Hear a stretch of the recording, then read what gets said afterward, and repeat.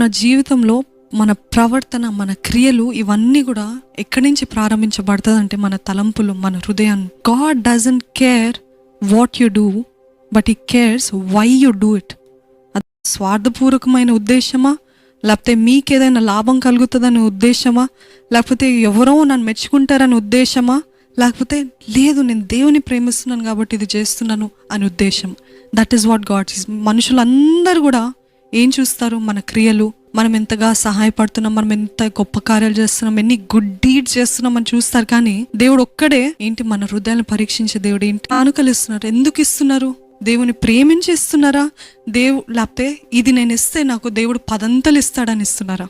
అందుకనే దేవుడు మన హృదయం బట్టి మనల్ని ఆశీర్వదిస్తాడు. చాలా ఎన్ని గొప్ప కార్యాలు చేసినా, ఎన్ని మంచి కార్యాలు చేసినా ఎటువంటి ఆశీర్వాదం ఉండదు.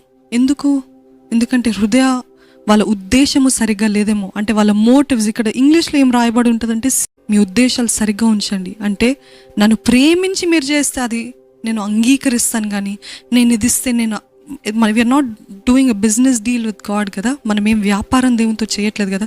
కేవలము మనం ఎందుకు ఆరాధిస్తున్నామో ఎప్పుడైనా ఉండాలి, మన హృదయం సరిగ్గా ఉండాలి.